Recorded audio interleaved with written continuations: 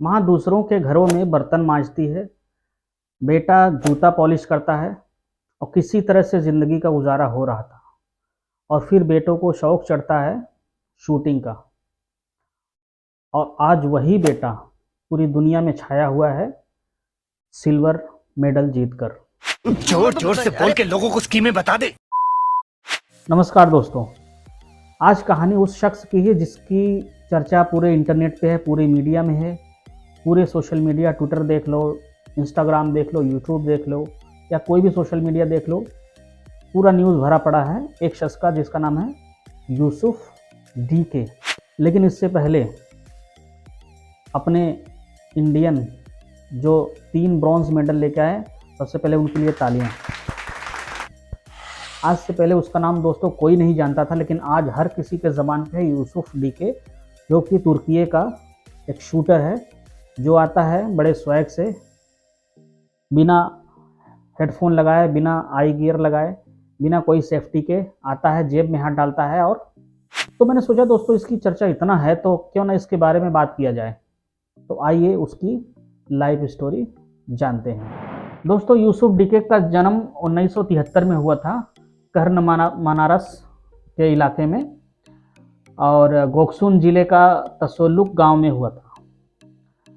अपने गांव में प्रारंभिक स्कूली शिक्षा के बाद उसने गोक्सुन में अपनी माध्यमिक शिक्षा पूरी की। 1994 में उन्होंने अंकारा जेंडरमैसी से सैन्य स्कूल में दाखिला लिया। मिलिट्री स्कूल में दाखिला लेने के बाद स्नातक की पढ़ाई किया, यानी कि वो ग्रेजुएट हुआ और एक कारपोरल बन गया और मार्डिन में ड्यूटी में प्रवेश किया, मतलब कि वो मिलिट्री विभाग में ड्यूटी करना शुरू कर दिया। 1999 में डीके ने जेंडरमेरी के सैन्य स्कूल में प्रवेश किया। 1 वर्ष बाद उन्होंने एक हवलदार के पद पर स्नातक किया। उन्होंने इस्तांबुल में 1 वर्ष की सेवा की और फिर तुर्की जेंडरमेरी के स्पोर्ट क्लब अंकारा में जंदरमा गुकू में नियुक्ति किया गया, मतलब कि एक स्पोर्ट एकेडमी में उसका नियुक्ति हो गया। 2008 में उसने शूटिंग के साथ शुरुआत की, मतलब 2001 में उसने शूटिंग का शुरुआत किया था।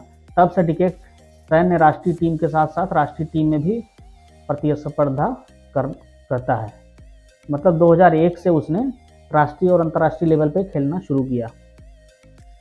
उसने अंकारा में गाजी विश्वविद्यालय में शारीरिक शिक्षा और खेल में शिक्षा प्राप्त की, मतलब ये कंटिन्यू शिक्षा लेता रहा और अपने आप को इम्प्रूव करता रहा, और उसके बाद ये रिजल्ट आपके सामने है।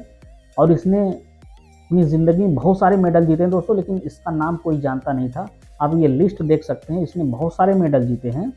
अब ये देख लीजिए 2024 तक की लिस्ट, इसने कम से कम 5-7 गोल्ड जीते हैं और बहुत सारे सिल्वर, ब्रॉन्ज, बहुत सारे इसने मेडल जीते हैं। तो ये थी इसकी लाइफ स्टोरी। होप आपको अच्छा लगा होगा। और हाँ दोस्तों, कोई ज़रूरी नहीं है कि बच्चा गरीब घर से ही आता हो, उसकी माँ बर्तन मांजती हो। वो बच्चा कैसा भी हो, अगर उसके अंदर टैलेंट है तो तरक्की पा सकता है। जो मैंने शुरू में बताया था कि माँ बर्तन मांजती थी, बेटा जूता पॉलिश करता था, ये मैंने बस स्टोरी को जमाने के लिए किया था, ऐसा सच नहीं है।